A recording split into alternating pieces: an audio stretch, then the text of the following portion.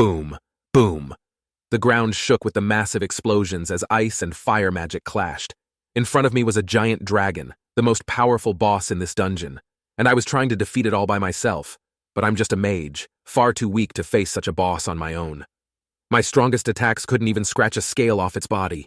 Fear gripped me, and the next second the dragon's claw sent me flying. My staff slipped from my hand. Damn it!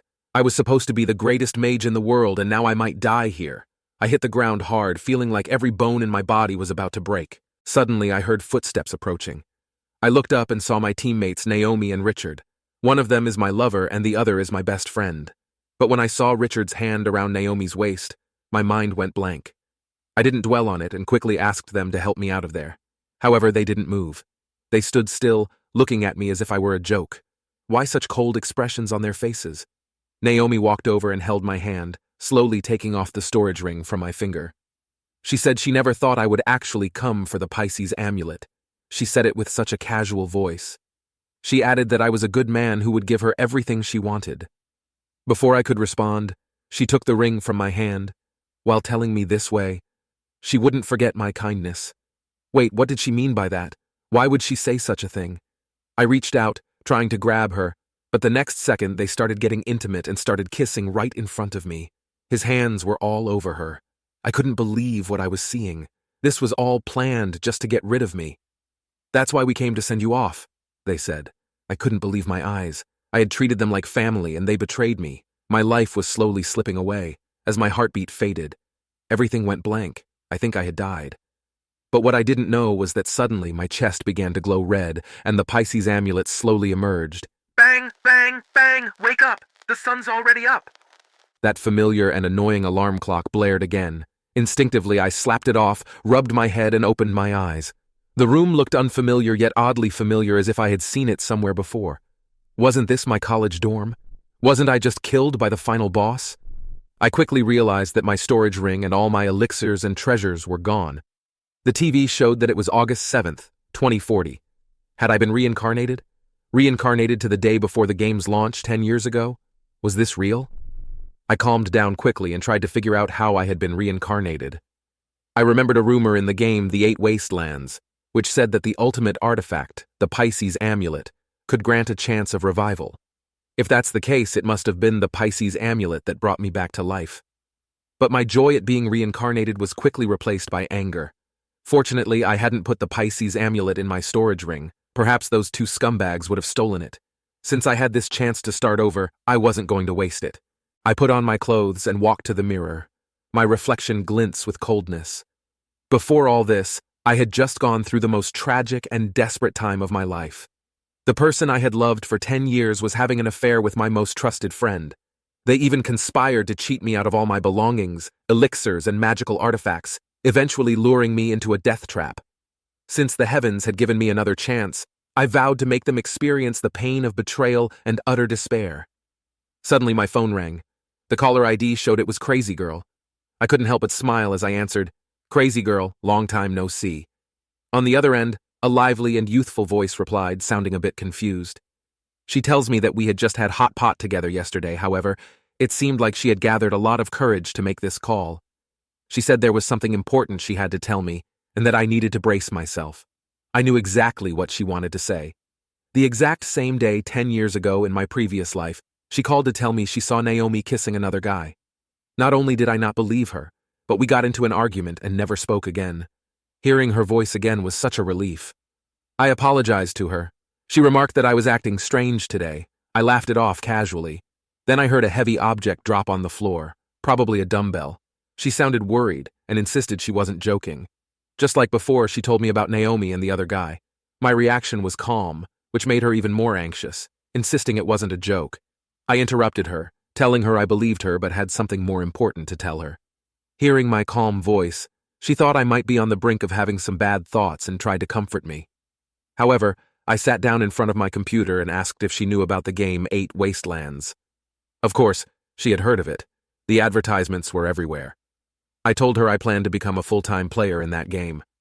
This is because I knew that right now, people didn't realize 8 Wastelands wasn't just a simple virtual game. It would soon become a global sensation, and eventually merge with the real world in 5 years. No one knew exactly why, but it was certain that the abilities, artifacts, NPCs, and maps from the game would manifest in reality. The sooner one entered the game, the better the chances of gaining an advantage. From the other end of the line, her voice came again. Though surprised, she had heard about this game being developed by the most advanced cosmic-level AI. Remembering my achievements in other games, she believed I could also have a bright future in 8 Wastelands. I decided to move out of the dorm and rent a place to fully immerse myself in the game. She was happy to hear that I hadn't been feeling down and had found a new direction in life. Hearing this, she felt relieved. We chatted for a bit more, but then I suddenly thought of something and quickly asked her not to hang up. I had spent all my money on Naomi over the past few years, and I needed to buy equipment to play the game. I had no choice but to ask her to lend me some money. She got angry, scolding me for spending so much on an expensive birthday gift for Naomi just yesterday to show off. With a huff, she hung up the phone. The more I thought about it, the more frustrated I became. Why couldn't I have been reincarnated a day earlier? Suddenly my phone rang again. It was a transfer notification and a voice message from her. She had sent me 10,000 yuan, saying it was her gym membership fee for several years. She warned me that if she couldn't go to the gym, she'd use me as her punching bag. I laughed and promised to pay her back. A few hours later, it was almost midnight. I lay on my bed, making final preparations. The next second, the ring on my finger emitted a dazzling red light, and after a quick scan, bound me to it. Soon, I saw a window pop up, saying the global beta test of 8 Wastelands had begun. I found myself immersed in the virtual world once again. 10 years later, I was back at the place where the dream started. A palace appeared before my eyes. A beautiful woman, glowing with golden light, floated gracefully in the air. Everyone's eyes were glued to her, unable to look away. These people didn't know, but I did. This was the goddess, also the cosmic-level AI, and this was the first stage of the game. It looked simple, but it had to be approached with caution. Players were whistling and making inappropriate comments, catcalling her, and asking her to come down. I rolled my eyes at their stupidity. The next moment, those disrespectful players were swiftly punished and thrown into a vortex. The others were clueless about what had happened, but I knew that any player who disrespected Goddess faced penalties, ranging from temporary confinement to permanent attribute reduction. I decided to approach her with sincerity. I stepped forward and cupped my hands in respect, and the goddess looked at me with a calm, approving expression. "Mortal, you seem decent. Do you truly wish to embark on the path of cultivation?" Without hesitation, I requested her to bestow a talent upon me. The next second, her fingertip pointed at me, and a golden light enveloped me. I remembered the useless talent I received in my previous life, which reduced item prices by 10%, a pointless perk. I wondered if I would get the same thing. However, I knew that an innate talent didn't determine everything. Even a bad start could be turned around with my knowledge of 8 Wastelands. A beam of light appeared behind me, and a window popped up in front of me. Innate talent acquired, defy fate. I was stunned. This talent was different from my previous life. The talent had 3 effects. First, every time I died, all my innate attributes would decrease by 10%. Second, upon breaking through to a new realm, all attribute rewards would be doubled. And third, each breakthrough would inevitably attract a tribulation. Failing to overcome it would result in the destruction of my soul.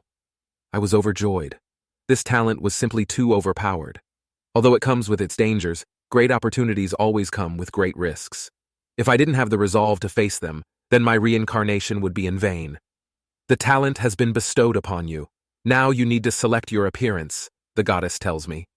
A window appeared, showing different hairstyles, similar to character creation in other online games. These basic models also had different attributes. I quickly browsed through them and found the one I wanted, the one with the highest charisma value. Unlike my previous life, where I deliberately chose an unattractive look to mess around, it wasn't until later that I knew that higher charisma and more attractive character looks made it easier to gain NPC favor. Otherwise, quests would be harder, and building rapport would be challenging. Next, the goddess asked me to choose my birthplace. A scroll unfurled, revealing a map divided into 4 regions. Each of these 4 states suited one of the mainstream professions in 8 Wastelands: mage, healer, sword cultivator, and body cultivator. I pondered for a moment before opening my personal information. Innate talent determined the upper limit for sword cultivators and body cultivators, while spirit determined the upper limit for mages and healers. The most important stat of them all, which is perception, was the key to learning rare and powerful skills, followed by charisma. But none of this mattered since all my base stat is maxed out. After reviewing my stats, I felt a surge of determination. If I chose to be a mage again, I would quickly become the best in the world. However, the weaknesses of mages were also evident. They were very weak in solo fights. I had chosen to be a mage because of Naomi, but this time, I would live for myself. I chose Muxian as my birthplace, a land known for sword cultivators. This time, I would carve my own path. As a golden light enveloped me, my body began to dissipate. The next second, I found myself in the newbie village of Muxian province. The place was bustling with new players. Some were holding signs asking for help, others were already looking for girlfriends, and many were marveling at how realistic the world felt. The crowd was just as lively as I remembered. Soon, an old man appeared and everyone rushed toward him, clearly the quest-giving NPC. Some of the players decided to go for Super Saiyan looks, while others chose Tomato Head, and another person went for Pumpkin Head. I'm sure they will soon regret their decisions, however. It's none of my concerns for now. Watching them, I decided not to follow the herd. Instead, I turned and walked in the opposite direction. It wasn't long before people realized the NPCs weren't responding to them or giving out any quests. A female voice called out from behind, asking me to wait. I turned to see a woman who introduced herself as Lady Kui, the owner of the village's tailor shop. She asked if I wanted to take on a quest. Every player around stared in disbelief, their mouth wide open. An NPC actively approached me. Some even thought I was an NPC because I was too handsome. Lady Kui quickly moved closer, mentioning that her husband had died 5 years ago, and she had been single ever since. She offered to help me if I found the quest too difficult. Was this the effect of having a maxed-out charisma? It seemed I could attract NPCs without even trying. If I wanted, I could build a relationship with this attractive widow. But the thought quickly vanished from my mind. Despite her enthusiasm, I politely declined, telling her I had important things to do today and would definitely come back to take on a quest another day. She seemed a bit disappointed but didn't insist. The other players, however, looked even more envious. Now, I needed to find this one place in the newbie village. I soon located a blacksmith shop. As I approached, a player informed me that there was a blacksmith inside who didn't speak a word. I cupped my hands in thanks and told him I was just browsing. Inside, several players were trying to talk to the blacksmith, a burly man who was hammering away at an unformed weapon. Seeing no reaction from him, they gave up and left. The blacksmith muttered to himself, "Why isn't this weapon taking shape today?" I approached and looked at the furnace below. Without saying a word, I grabbed the bellows and began to pump. The flames roared to life and the temperature soared. I knew this blacksmith was the key NPC in the newbie village. "Yes, the temperature was too low. The fire wasn't strong enough," he said, continuing to hammer the weapon. We didn't exchange any more words. He hammered, and I worked the bellows. The smoke cleared, and the blacksmith triumphantly held up the now-formed weapon. "Finally, it's done," he exclaimed. He turned to thank me, explaining that his apprentice was away, and there was no one to help him maintain the fire. He then pointed to the weapons behind him. "Choose one of these weapons. You can borrow it for a day, but you must return it afterward." While other new players might find this reward stingy, I knew the real benefits were yet to come. I picked a simple iron sword. The blacksmith laughed heartily and told me that if I could bring him 10 pairs of venomous fangs from the bamboo snake within a day, he would give me a special opportunity. After accepting the quest, I left the blacksmith's shop. Seeing the weapon in my hand, other players were visibly surprised. Many asked how I obtained the sword. I pointed to the shop and told them, "The blacksmith broke up. Just sing him a song to move his heart, and you can get a weapon too." Many believed me and rushed inside, starting to sing love songs to the blacksmith. I shook my head, laughing, and I went on with my day. Meanwhile, the blacksmith trembled, muttering, "Get the fuck out of here!" But most of the players thought it was part of the storyline. The next second, he swung his hammer, throwing everyone out. By that time, I had reached the bamboo forest. If one looked closely, one could see green snakes coiled around some of the bamboo branches. One snake quickly lunged at me, and I casually struck it down with a combo, easily dealing with the first snake and earning 3 experience points. I continued to slay several more snakes, gathering various items as I went. Surprisingly, from my experience, the drop rate for equipment in 8 wastelands was usually low. Yet these low-level snakes were dropping quite a bit of gear. Could it be related to my maxed-out luck attribute? Regardless, I continued with my quest. After dealing with all the snakes I could see, I came across a stone tablet that read, "Beware of the snake forest." Wiping the sweat from my forehead, I checked my loot. There's 10 pairs of venomous fangs, but also over 100 poison arrows, equipment, and some copper coins. Elated, I headed back to the newbie village to turn in the quest. I handed the 10 pairs of fangs to the blacksmith. He inspected them and nodded in satisfaction. "Thank you," he said, then handed me a letter. "This is the opportunity I promised." Holding the letter with the word sword on it, I knew this was my ticket to joining the sword sect. I asked the blacksmith if anyone else had received the quest for the letter. He told me that so far I was the only one. Satisfied, I realized I was ahead of the game while others were still exploring. Before heading to the sword sect, I had one more thing to do. I went to the bustling market of the newbie village and started selling some equipment. "Come and see, selling at a huge loss. Want to get stronger? Need equipment? The first blue snake bow in the server is up for auction. Highest bidder wins. Buy the thing so I can get married IRL." Soon a crowd gathered around me. The bidding quickly reached 1,800. Suddenly, a girl's voice shouted, "50,000!" Everyone turned to see a group of female players approaching. Ignoring everyone else, the woman walked up to me and said she could pay in cash or an online transfer. Smiling, I thought the price was good and was about to agree when someone else bid 60,000. A man approached, introducing himself as Wang Jinghao, the leader of the Millennium Guild. He had noticed that I had obtained equipment so early on and wanted to recruit me, thinking that I was a big shot. Other players recognized the Millennium Guild as well. I greeted him politely, but I remembered that in my previous life when I reached the top 10 on the Sky leaderboard, they had approached me, however. I refused, causing Wang Jinghao to hold a grudge ever since. He took my advertisement seriously, thinking I was actually selling the weapon to get married, and even offered to cover all the wedding costs. I politely declined, shouldn't thought of a better excuse. However, Wang Jinghao didn't get angry and said he admired me. Just as he is about to take the bow and arrow from my hand, the woman bid 70,000. Neither was willing to back down, and soon the price soared to 300,000. I wondered which guild the girl belonged to, as she showed no regard for Wang Jinghao. Maybe I could use this to really put the squeeze on him. The girl soon raised her bid to 500,000. Wang Jinghao, feeling pressured, tried to assert his identity, with a hint of threat in his tone. The surrounding crowd was shocked that someone would spend 500,000 on low-level equipment. Crazy how people pay to win nowadays. At the same time, some speculated that the girl had a powerful background. Unfazed, the girl responded that the highest bidder should win, and asked if Wang Jinghao thought he could monopolize everything he desired. His face turned sour. The girl looked down on him, knowing that compared to her young lady's family, the Millennium Guild was nothing.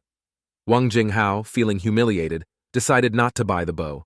He cursed internally about encountering such a crazy woman, but didn't want to spend 500,000 on a newbie weapon. As he was about to leave, I called out, "Brother Wang, please wait." He turned to me asking what else I wanted. Wang Jinghao, still quite angry, looked at me impatiently. I sincerely tells him that the Millennium Group had a big name, and if Brother Wang was willing to offer 500,000 on the spot, I would be willing to sell. In return, I wanted him to look after me in the future. Hearing this, Wang Jinghao's face lit up, and he agreed on the spot. His gaze towards me changed slightly, and he then burst into laughter, promising that he would help me if I ever faced difficulties. He immediately prepared to transfer the money. After receiving the money, I handed him the bow, though I thought to myself, leaving a good impression now will make it easier to scam him later. Wang Jinghao, clearly in a much better mood, laughed heartily as he left, throwing in a sarcastic remark to a girl, telling her to remember not to go against the Millennium Group in the future. The girl was first surprised and then angry. I watched him leave and chuckled to myself. Spending 500,000 on this piece of junk? What a freaking idiot. The poison arrows are limited and will run out after a few uses. Suddenly, the girl turned and glared at me, clearly upset. How can you go back on your word? Didn't you say the highest bidder would win? She shouted, pointing at me and calling me an opportunist. She stormed off in a huff. I thought for a moment and decided I should find a way to make it up to them. Outside the newbie village in the boar forest, the group of girls was preparing to level up. They decided to split up, each aiming to kill 2 boars. Soon the other 4 dashed off in different directions, and I suddenly appeared. "What are you doing here?" the girl asked me, clearly still upset. I didn't care at all, simply wanted to talk with her. She took a deep breath, calmed down, and allowed me to speak. What I didn't know was that, in her mind, she thought maybe because I had just met Wang Jinghao and might have been tricked by the Millennium Guild. Thinking this, she put away her weapon, ready to give me another chance. Seeing her sheathe her sword, I held up 5 fingers and told her that for 500,000, she could buy a top-secret piece of information. This information could give their guild an edge over the others. She didn't immediately accept. Instead, she asked why I didn't sell such important information to Wang Jinghao and reminded me that I asked him to look after me. Hearing this, I waved dismissively. Does he deserve it? I'm just playing along with him, tolerating his nonsense. I acted as if I was in a pitiable situation. To me, the enemy of my enemy is my friend, and this girl seemed to dislike Wang Jinghao, so perhaps we could collaborate more in the future. She looked at me skeptically, as if my sudden change in attitude was too abrupt. I sent her my bank account number, assuring her that it would be a fair trade, and I wouldn't cheat her. She visibly struggled with her decision. In the end, she transferred the money to me. Easiest million in my life, I thought to myself. Even though I knew real-life money would become worthless later, I still needed it now to improve my life. Once the transfer was complete, I told the girl she should head back and complete the blacksmith shop quest instead. She was stunned for a moment, then got very angry and yelled at me, "You can't get a quest from the blacksmith's shop." What I didn't know was that she was about to attack me, thinking I was sent by Wang Jinghao to scam them. I explained that she needed to help the blacksmith pump the bellows for 5 minutes after he started forging to get the quest. She didn't say anything but still seemed skeptical. "If you don't believe me, just have one of your subordinates try it out. But make sure to do it discreetly so other players don't find out. Otherwise, the information will lose its value." I then took out the sect letter, which the girl immediately recognized. When I tell her that this was a quest reward, I had said all I needed to say. What she did next was up to her. As I turned to leave, she suddenly called out to me, still confused as to why I would sell such important information to her. I smiled and said, "I don't know, maybe because you're cute." She was stunned for a moment, and then blushed. Her gaze towards me softened. Suddenly there was a commotion behind her. "Help!" We both turned to see an enormous boar charging out of the forest. "Is this a boss?" the girls shouted as they ran. Instead of running, I stepped in front of them and told them, smiling, "You are in luck. This is the biggest boss in the newbie village." One of the girls asked in surprise if I intended to solo the Boar King. I smiled, extended my hand, and asked if I could borrow her sword. She tossed it to me, still skeptical if I could really do it. Without saying much, I thanked her, drew the long sword, and ignored the chatter behind me. "How is this possible? Isn't he just going to get himself killed?" "Right. He's probably just trying to impress Sister Ling by playing the hero." The girl, half angry, half embarrassed, tells them to be quiet. Their laughter grew louder. Just then, I leaped to dodge the Boar King's charge, slashing at its belly, and then its head. It quickly recovered and charged at me again. To my surprise, neither attack did any damage to it. Maybe I needed a new strategy. I got to the Boar King's rear but didn't attack. Instead, I sprinted in the opposite direction. The girls, watching from a distance, laughed at my desperate escape, commenting on how cute my running looked. Ling sighed. "This is all my fault for provoking him. At least he's a newbie, so dying a few times isn't a big deal, it's just a lesson." I soon reached a massive rock. As I neared the edge, I executed a 360-degree backflip, leaping over the Boar King. The Boar King wasn't so lucky. It crashed headfirst into the rocks, breaking one of its thick tusks. A -50 floated above its head as the fallen rocks caused more additional damage. The girls were stunned. They didn't know this was possible.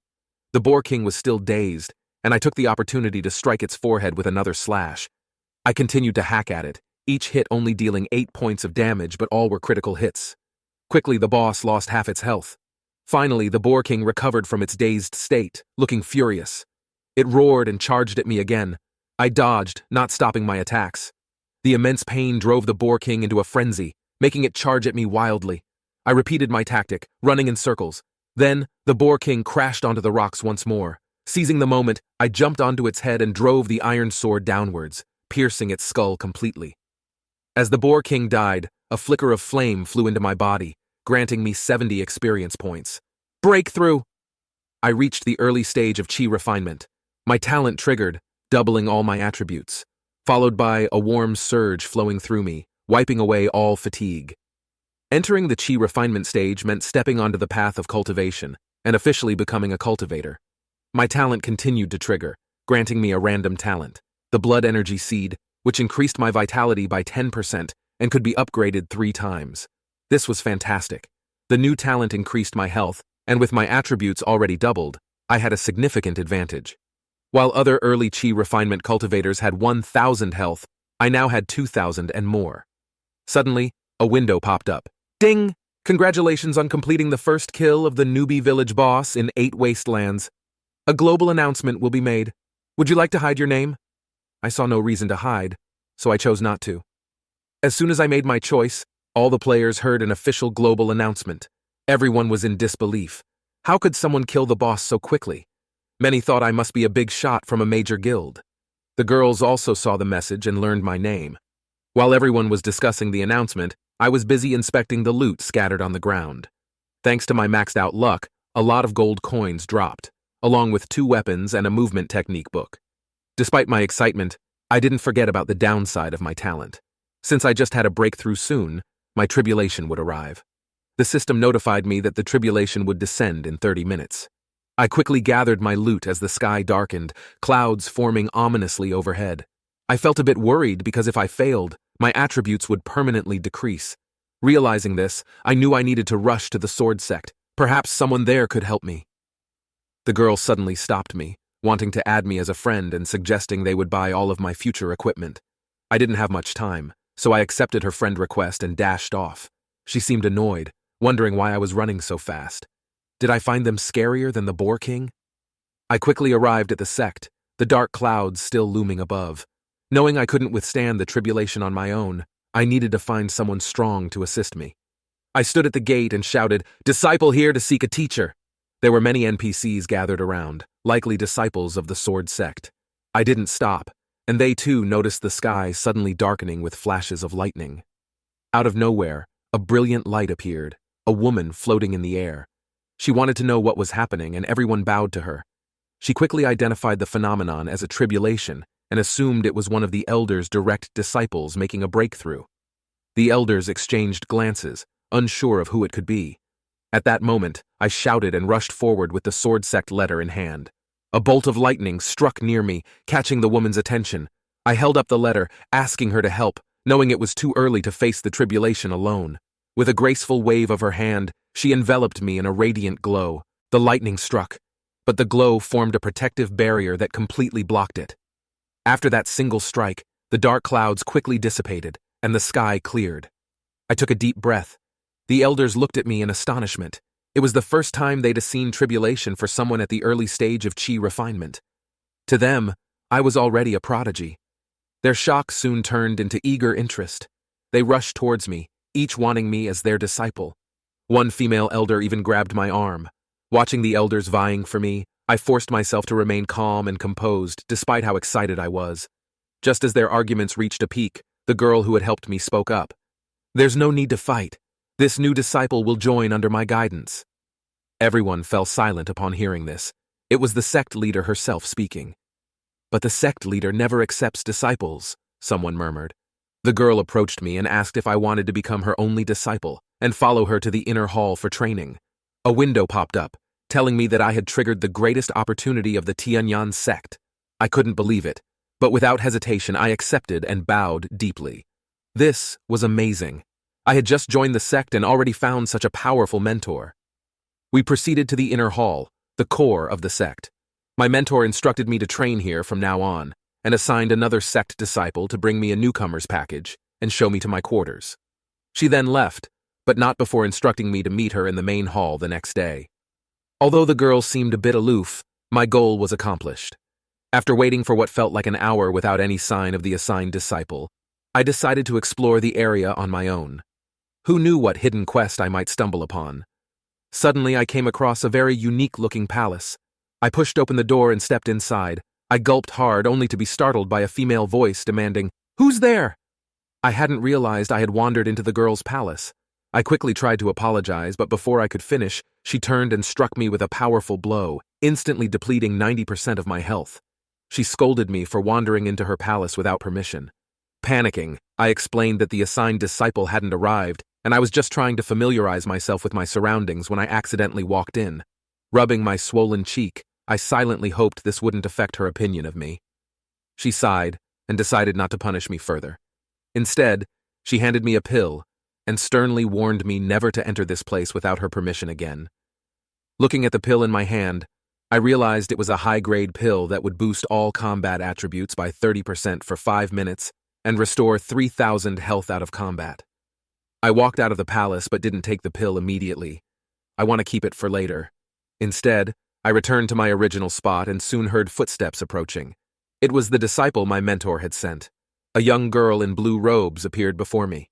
"Junior brother, come and pay your respects to your senior sister," she suddenly said. I bowed to her respectfully. "Greetings, senior sister." She was pleasantly surprised to see me playing along, and a system notification indicated that Nanggong Yue's rapport had increased by 10 points. I complimented her, saying, "Senior sister is not only as beautiful as a flower but also possesses such high cultivation. I am in awe." Hearing this, she became even happier, but suddenly blushed and turned her head away shyly, trying to hide her face from me while calling me a smooth talker. There's a saying that to advance in cultivation, one must not only practice diligently, but also mentor the art of flattery, I added, making her burst into laughter. The system notified me that her rapport had increased by another 5 points. I didn't expect her to be so easy to get along with. The relationship between players and NPCs could lead to different quests and opportunities, depending on the level of rapport. Typically, reaching a rapport level of 61 or above allowed physical contact with NPCs of the opposite gender, while a rapport level of 71 or above could potentially lead to becoming companions, cough the ones in bed. However, this was no easy feat. Many devoted players from previous lives had tried and failed. Suddenly, I uncontrollably coughed up blood.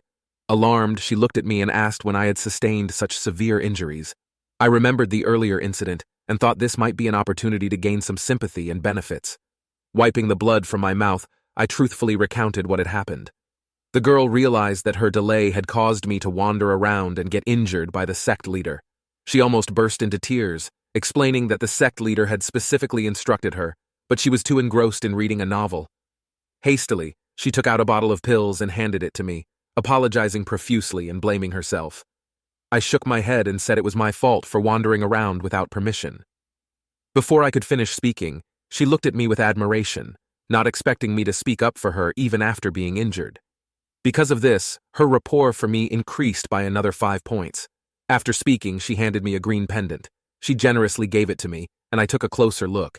This was a spiritual level equipment piece, defense plus 10, vitality plus 5, and it regenerates 1% of mana per second when out of combat. It also had a special skill, forming a 0.5 second mana shield during combat. "This jade pendant is top tier among spiritual level equipment." She laughed and said, "Of course, as your senior sister, I have plenty of good things." She then prepared to take me to my quarters. I couldn't believe how quickly I had acquired so many treasures, but I also reminded myself that this world overlaps with reality, and these NPCs should be treated as if they have real emotions and feelings. For now, this secret was known only to me. We soon arrived at a spirit gathering array, a place perfect for meditation and cultivation. This place allows spiritual energy to transfer into experience. Sensing the surrounding spiritual energy, she mentioned enviously that even her father's place only had a mystic level array. I was surprised to find such a high-level array in my living quarters. Typically, players would meditate offline or AFK here to gain experience, but this method was very slow. Could it be that my mentor had arranged this specifically for me? We talked for a few more minutes until the girl patted my shoulder and bid me farewell. I thanked her once again before beginning my meditation. Sitting in the spirit gathering array, I could feel the spiritual energy entering my body at a remarkable rate of 52 points per hour, thanks to my maxed out perception. This cultivation speed was dozens of times faster than that of an ordinary early-stage chi refinement cultivator. It seemed I could level up in just a few hours. I decided to log off and meet my mentor tomorrow. Back in the real world, I checked my phone and saw that my account balance was now over 1 million. And I am just getting started. Not long after, I called Ren Lan, and it wasn't long before she arrived on her motorcycle, following the address I had sent her. She took off her helmet, and her daily workouts had really paid off. Her physique was fantastic. As she was coming upstairs, I was already waiting for her at the door. She didn't understand why I called her so early. She had planned to go for a morning run at the track. Actually, I just wanted her to see my new apartment. "Is this the place you just rented?" "Wow, not bad," Renlan said casually as she walked in, taking a tour of the place and praising it non-stop. I told her it had to be good. After all, the rent was $6,000 a month.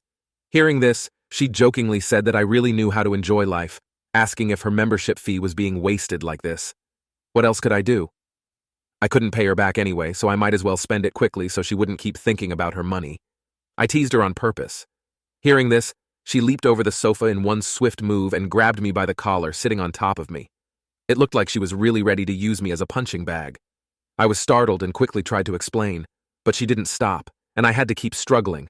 As a normal guy, from all that constant but unintentional rubbing, how do I say this? Well, my mushroom grew. She seemed to sense something, and her raised fist stopped in midair. Suddenly, her face turned red.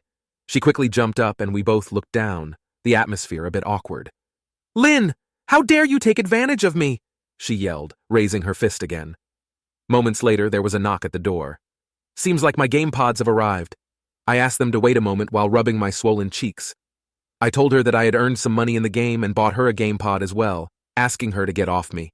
Soon, the delivery people carried the 2 game pods into my room. She knew their value and understood it could offset the money she had given me before. I knew that her college dorm wouldn't have space for them, and if I left it at her place, her dad would be so angry he would certainly destroy it. So I specifically placed it here and even prepared a room for her. She wasn't angry anymore. This was the latest model of the game pod, and she was eager to take photos and share them on Instagram. I shook my head, thinking money really does solve 99% of problems. Back in the game, it was already evening. My mentor arrived at the Spirit Gathering Array, praising my talent as the best she had ever seen. In just a few hours, I was about to break through again. I clasped my fists, pretending to be puzzled about why my cultivation had suddenly hit a bottleneck. I knew that each minor stage required special elixirs to break through, and I wanted to see if my mentor had any to help me. Her expression finally softened a bit, possibly because I had intruded into the palace yesterday and almost saw her naked. But soon, she took out a purple pill, explaining that it was a chi-gathering pill used as an offering, capable of helping me break through. I thanked her, knowing that such pills were only available in the best sects. Just when I thought she was about to give it to me, she crushed it instead. "Although your talent is exceptional, I'm worried you'll become someone who only knows how to cultivate without real strength. A true master needs not only cultivation and power, but also battle-hardened experience." I suddenly realized something, recalling my past life. I knew that cultivation could be boosted with pills and rare treasures, and attributes could be enhanced with equipment. But battle skills had no shortcuts. I nodded and told her, "A plant in a greenhouse is unfit to climb the path of immortality. Only a tree that grows in thunderstorms can attain eternal life."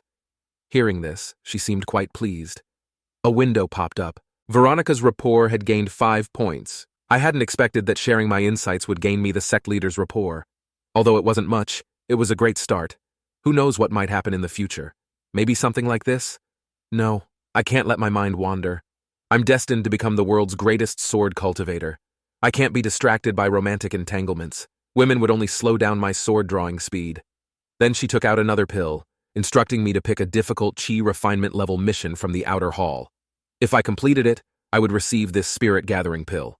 Before I left, she also gave me the scroll with the sect's core cultivation technique, the Tianyan Heart Sutra. This was a fundamental technique that all disciples of the Tianyan sword sect had to learn. The higher one's proficiency in it, the greater the benefits. This was one of the perks of being a disciple of the sect leader. While other disciples could also learn it, they had to complete many tasks to do so. But I didn't have to. I quickly made my way to the outer hall. There were already some scattered players there. It didn't surprise me, as some diligent players would naturally discover the blacksmith's hidden quest. However, I had already become the sect leader's disciple and entered the inner hall. "Handsome big shot!" a female voice called out suddenly from behind. I knew immediately it was directed at me. It was Ling. I hadn't expected her to join the sword sect, too. This was actually great. Having a friend around might come in handy later. "What a coincidence! You joined the sword sect, too?" I asked. "I prefer using swords, so naturally I chose the sword sect," she replied. We chatted for a while, but I eventually excused myself, explaining that I had a task to complete. Ling wanted to talk more, but I left quickly. The girl beside her laughed. "Sister Ling, even you can't sway him with your beauty. It looks like winning him over will be quite challenging." She blushed and started to argue back, but by then, I had already reached the quest board. There was a long queue of people waiting, so I took the opportunity to start reading the Tianyan Heart Sutra. It was soon my turn. I told the supervisor that I wanted to take on a quest. She suggested I choose one within my ability. I looked at the various difficulty levels of the quests. The ones at the bottom were the simplest, mainly gathering mundane herbs and only offering some experience points. I felt that was a waste of time. The tasks in the middle involved hunting low-level monsters, but those didn't seem challenging enough either. At the top, there was a golden plaque, which I immediately recognized as a hell-level quest. Without hesitation, I took that one. I knew that hell-level tasks were always special and came with rich rewards. Having already learned the Tianyan Heart Sutra, all my combat attributes had increased by 5%. Besides, I was familiar with the destination for this task. I could give it a try. The task was to recover a lost sect secret technique. It turned out that a Qi refinement disciple of the sword sect had been killed, and the secret technique on him was stolen. My mission was to avenge him and retrieve the lost technique. The supervisor whispered to me that this quest was very difficult and asked if I wanted to choose another one. She warned me that the culprit could be at the late stage of the Qi refinement realm, much stronger than me. She also mentioned that if I didn't complete the quest, I wouldn't be able to take on new ones. I smiled at her but decided to proceed with this task. Other players who witnessed this started mocking me, not only because the enemy was strong but also because the quest had very few clues. Ignoring their comments, I accepted the task and headed towards the gate. By evening, I arrived at the mission location, Chufeng City. In front of me was an inn, the key location for the quest. When the people saw me flying in the air, they immediately recognized me as someone from a major sect. And shortly after, a bunch of women came out to welcome me. As I stepped into the tavern, I was surprised to find it packed with people. Musicians were playing flutes and all kinds of instruments while guests held their cups and poured wine. Right in the center, a man was entertaining the crowd with the latest news and occasionally some amusing stories. He mentioned some interesting news. The head of the Xuanwu Taoist temple had made another breakthrough, and 2 other sects were forming an alliance through marriage. I wasn't surprised by how much he knew because I knew this man was the information broker of the 8 wildernesses. No news escaped his eyes, and he was here daily to earn some tips. I ordered a cup of hot tea and listened patiently, knowing I could find clues for my quest this way. After a while, the man on stage tapped his desk and started talking about a disciple from the Tianyan sword sect named Zhang Hai, who had been killed during his training journey. The killer was Zhou Hao, a rogue cultivator from the late stage of Qi refinement, known for his ruthless nature and association with the demonic path. The man finished his performance for the day and left the tavern. I followed him outside and called out to him, intending to buy some information from him. Unlike many newbie players who wander aimlessly, I knew that paying for information was the quickest way to get specific clues. The man turned around with a grin and assured me that as long as the price was right, he'd tell me everything he knew. Without hesitation, I tossed him a bag of spirit stones and asked where Zhou Hao was. He revealed that Zhou Hao, known for his lecherous tendencies, often frequented the red light district in Chufeng City. I nodded and was about to leave when he held up 5 fingers, saying he had another piece of crucial information that would only cost me 5 spirit stones. Again, I didn't hesitate and handed over a bag of spirit stones. Seeing that I was good-looking, he warned me that while Zhou Hao was just a rogue cultivator in the late stage of Qi refinement. However, his brother, Zhou Shen, was a foundation establishment cultivator. He advised me to be extremely careful. I thanked him and left. My next stop was Autumn Moon Pavilion, the most notorious red light district in the city. Inside, people were wrapped around each other, laughing and chatting. I even heard someone say, "Finish this drink, and then we can go to the room." Just then, a man staggered out, and the girls bid him farewell. "Master Zhou, come again next time." He turned around, cheeks flushed and clearly very drunk, laughing and promising he'd be back to visit each of them in turn. I hid behind a pillar, waiting for him. Once he was alone, I started following him quietly. We walked out of Chufeng City and into the forest on the outskirts. By now it was late at night.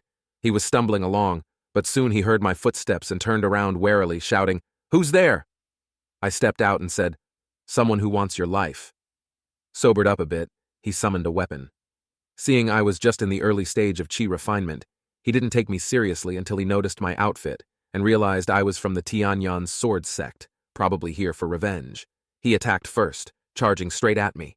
I dodged his attack swiftly, which surprised him, but he quickly used the momentum to swing his weapon at me again with great force, spinning 360 degrees. I drew my sword and struck back. The sound of metal clashing echoed and he was pushed back, clearly shocked by my strength. I simply told him, "It's not that I'm too strong, it's that you're too weak." What he didn't know was that my overpowered innate talent allowed me to have full base stats, and I had just learned the Tianyan Heart Sutra, making both my stats and ability far superior to those at my level. This time, he channeled his energy into his weapon, causing it to crackle with lightning before slashing at me with his frenzied blade technique. A powerful attack surged towards me, but I remained calm. It was the perfect opportunity to test the jade pendant my senior sister had given me. Just as the blade was about to strike me, a shield appeared, blocking the attack. This spirit shield skill is indeed super useful, I thought. His strike had consumed a lot of his energy, leaving him panting heavily. Despite all that, he still demanded I hand over my belongings, promising to spare my life if I did so. I laughed. Is he serious? Who gave him the courage to demand that? What a frickin' idiot. This enraged him, and he attacked again. His speed increased and he swung at me repeatedly, but I dodged every single time. His sword hung in the air and his eyes were wide with disbelief. "How is this possible?" he muttered. Realizing that continuing this fight would mean his death, he tried to retreat. I knew this was my chance. As he backed away, I lunged forward and slashed at his shoulder, dealing him significant damage. Blood flowed from the wound as he looked at me in shock. I was able to see his information. He had a total of 2,550 health, and his attributes weren't impressive. His skills were also displayed. Seeing his stats, I could only think, dude's got the strength of a soggy wet noodle. I increased the frequency of my attacks. Within moments, I had reduced his health by 70%. Even though he was at the late stage of chi refinement, his attributes were far inferior to mine. This time, I landed a critical hit, bringing him down to the ground. Pointing my sword at him, I told him to hand over our secret technique. He was terrified and began begging for mercy. Suddenly, I sensed danger and immediately dodged. A much stronger attack sliced through the space between us, shattering the ground. A figure emerged from the forest. "Brother, save me!" Zhou Hao shouted. I frowned as I looked at the man, and Zhou Hao started laughing, saying I was out of luck to see his brother around. Ignoring him, I focused on the newcomer's aura, instantly recognizing it as someone in the Foundation establishment stage. This must be Zhou Hao's brother, Zhou Shen. He walked over to his brother and scolded him. "I told you to stay in the mountains and lay low with things being so tense lately, but you wouldn't listen. If I hadn't noticed you were gone and come looking for you, you'd be dead today." Zhou Hao started apologizing, urging his brother to deal with me first. Zhou Shen looked at me with disdain and told me that if I handed over all my belongings, he would make my death quick and painless. I didn't bother to respond. They were nothing but clowns to me. Zhou Hao was about to take a container of pills to recover and planned to help his brother fight me afterward. In the next moment, little did they expect, I dashed forward and thrust my sword into his neck. A number appeared. Critical hit, -300. As I pulled the sword out, he let out a painful scream and collapsed onto the ground, the pills spilling from his hand. Zhou Shen looked at me furiously. I calmly said, "It seems your brother didn't understand the lesson that villains often die because they talk too much. Either way, my goal was to kill both of them sooner or later, and now it's his turn." However, I hadn't expected my opponent to be this strong.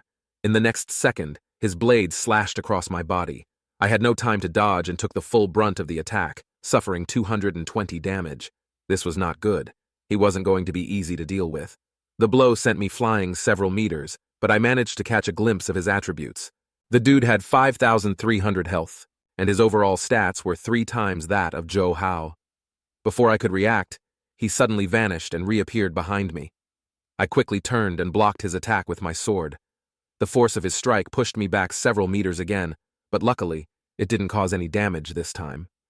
I steadied myself, realizing that although he was faster, my experience and muscle memory allowed me to anticipate his moves and defend accordingly. Nonetheless, that was a close call. Zhou Shen seemed surprised, probably embarrassed that a foundation establishment cultivator like him couldn't easily defeat a mere chi refinement newbie. His speed increased, and this time, he used a skill, the soul-splitting slash, dealing 300 damage to me. I regretted using the spirit shield earlier, as it now had a 15-minute cooldown.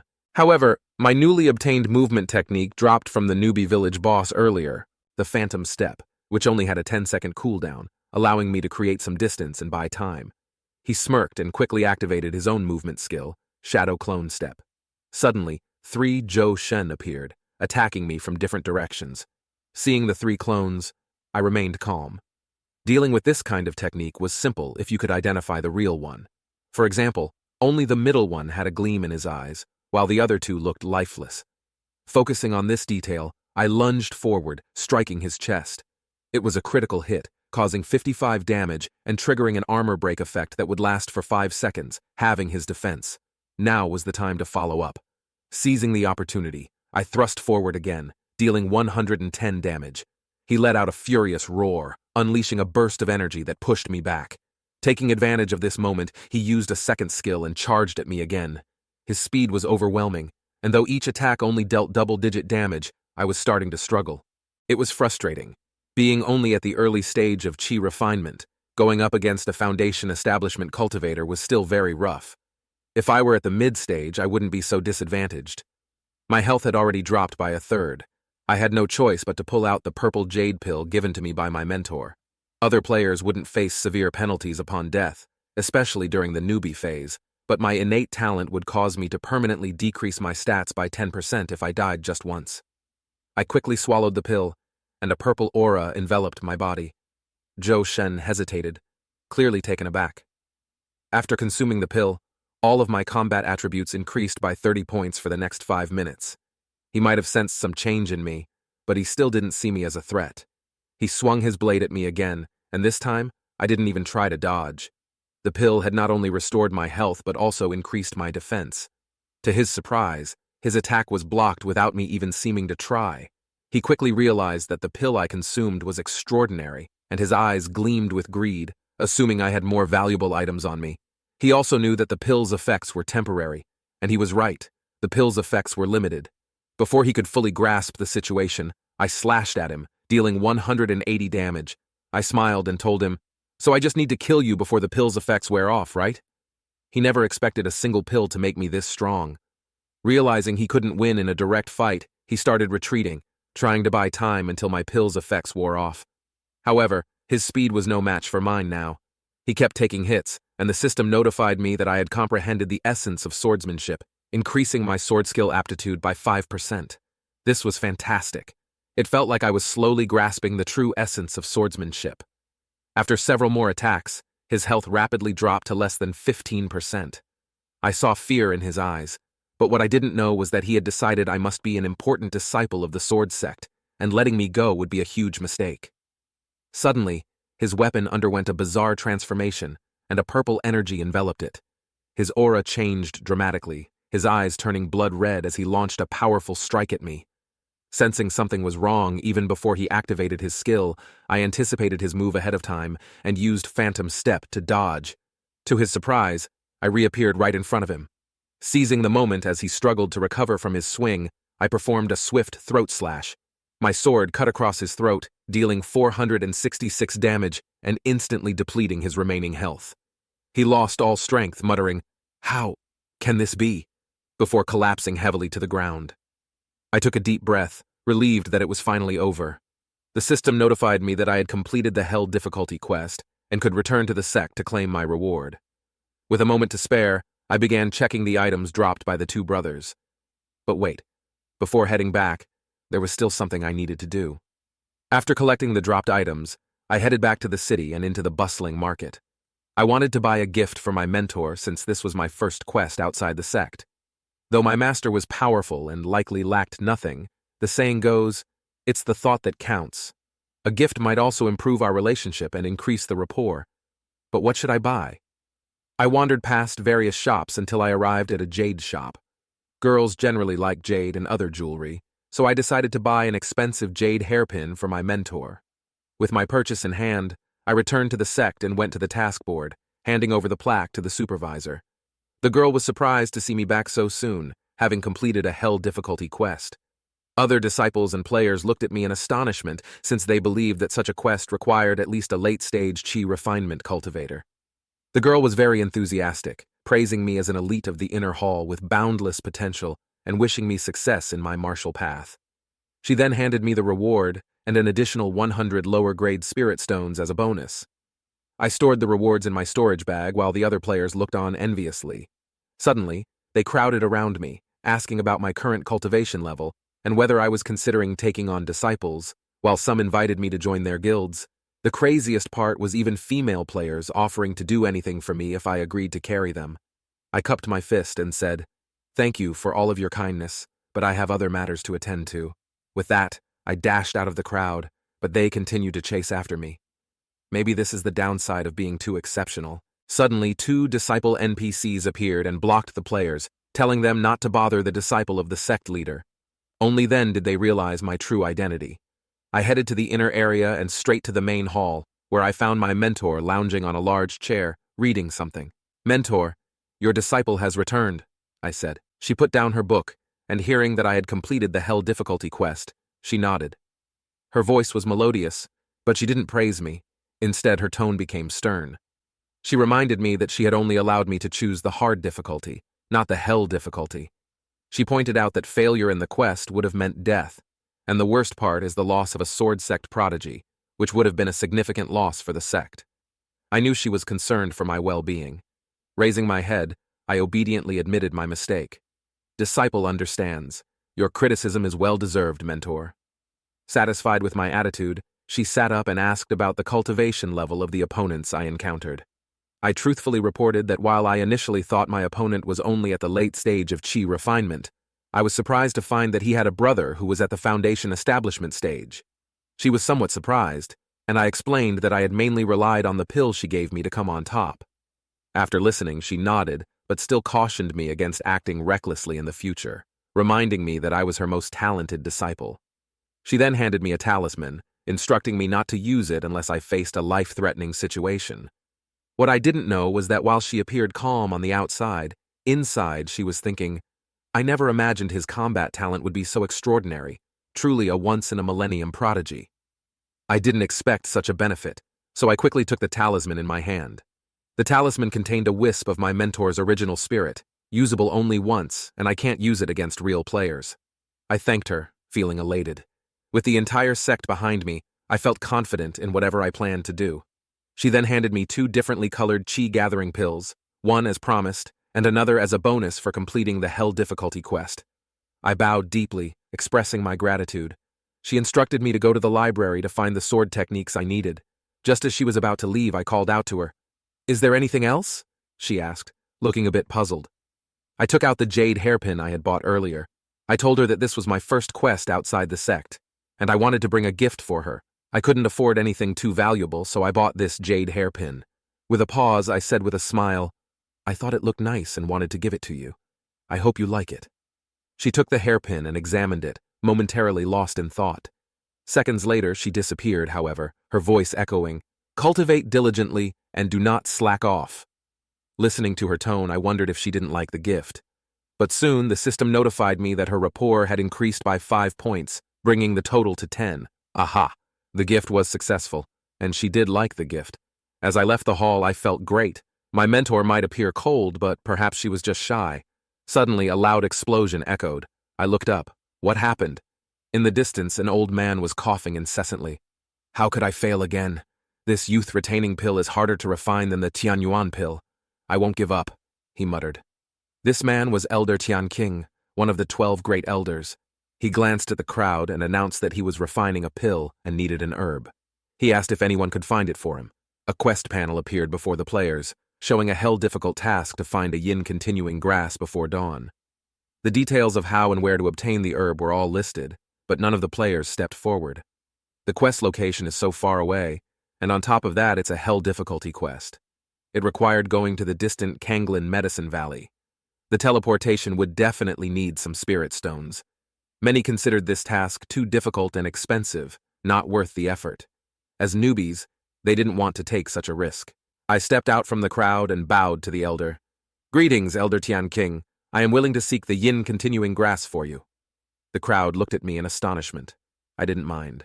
Elder Tian King stroked his beard, seemingly recognizing me as the newly accepted disciple of the sect leader. Why did I take on this task? Well, it's simple. The old man before me was the sword sect's most skilled alchemy grandmaster. Building a good relationship with someone like him would surely be beneficial. After accepting the task, I immediately took my leave and headed toward the Kanglin Medicine Valley. I arrived after sunset, and I only had less than 24 hours left. However, the valley was filled with flowers and trees, with the night breeze carrying the rich, fragrant scent of medicinal herbs. I couldn't help but marvel at how realistic every landscape in 8 Wasteland really was. Even though it was dark, the game offered items like lanterns to help with visibility. Based on my previous experience, the herb is dropped from the field boss Medicine Spirit Falcon, and it usually lurks in the deepest parts of the valley. I walked for a few more minutes and figured I must be getting close. Sure enough, I soon heard some commotion. Not far ahead, a group of players was already battling the falcon. It's nice that I finally found it, but it looked like someone else had beaten me to it. Judging by their formation, they all seemed to be from the same guild. The monster's health was already down to about half, but they didn't seem to be having an easy time. Several of them were being knocked around like rag dolls. A dozen noobs, and they still couldn't handle the boss? Wow, they're really struggling. It looked like they were on the verge of a wipe. I thought for a moment, and decided it might be better to negotiate with them and see if they'd let me share some of the loot. As I got closer, I couldn't make out who they were from a distance, but they clearly saw me. One of the girls, looking surprised, whispered to another, "Sister Ling, it's that handsome big shot again." It wasn't until I was close that I realized I actually knew some of them. That should make things easier. Politely, I asked if they'd be willing to share the boss, explaining that I had a task to complete. However, a white-haired woman approached and asked, "Ling, do you know this guy?" Holding a staff, she looked like a mage. Ling explained that I was the big shot she had mentioned before, the one who had soloed the Wild Boar King in the beginner's village and triggered a server-wide announcement. She seemed pretty respectful toward this woman. I didn't catch their whole conversation, but I saw the woman nodding, probably assuming that I was here to capture the boss and get the Tianyan Heart Sutra.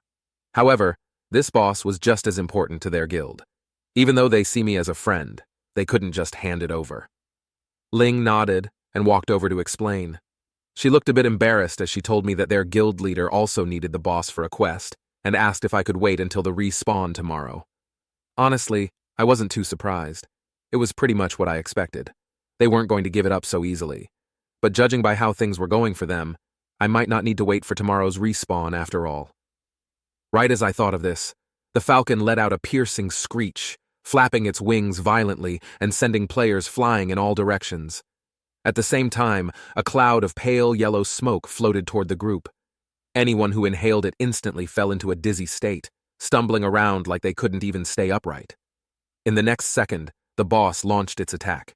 Its sharp talons effortlessly tore through several players, dealing a flat 999 damage with each strike, instantly zeroing out their HP. I casually informed them that when the boss's health drops below 50%, it releases stun-inducing pollen that not only reduces defense, but also extends their skill cooldowns. I wished them luck. Before the white-haired girl could reply, she grabbed her staff and charged back into the fray. She used Earthbound, a control-type skill, and immediately followed it up with Blazing Lantern, a powerful DPS spell. The air around the falcon suddenly became scorching hot, and a massive fireball engulfed the creature, making it screech in pain. I shook my head, thinking, if you can't kill it quickly, attacks like that will only make the boss angrier. Just as I suspected, the falcon broke free of the binding in no time and charged straight at the white-haired girl. Ling shouted, "Watch out!" But it was too late. The boss's sharp beak already struck her. Her health bar dropped by a lot, but fortunately she had good gear and wasn't instantly killed. She didn't panic either. She quickly retreated to create some distance, casting another spell mid-air. The next moment, several large rocks crashed down, which only made the falcon even angrier. I couldn't help but wince. "Lady Mage, that's not what you are supposed to do," I yelled out to her. Everyone froze and looked at me.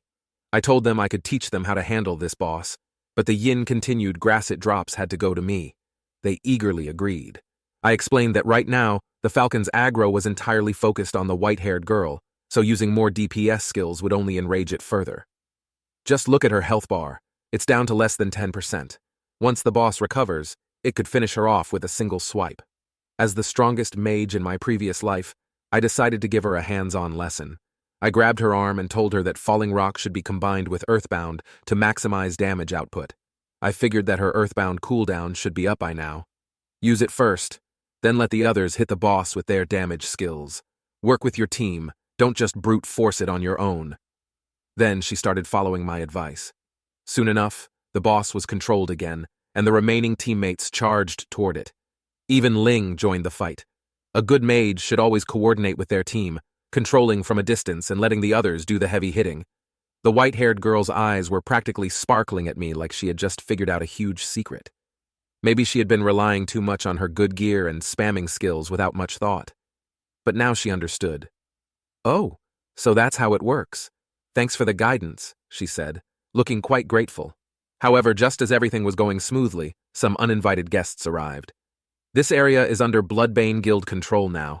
Back off from the boss, or don't blame us for getting rough."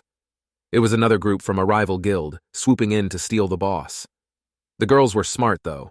They didn't keep attacking the boss, and instead had a few of their players focus on holding off the boss while they check on the newcomers. They didn't have enough people left to risk a full fight, especially when the other guild could easily take advantage of the chaos.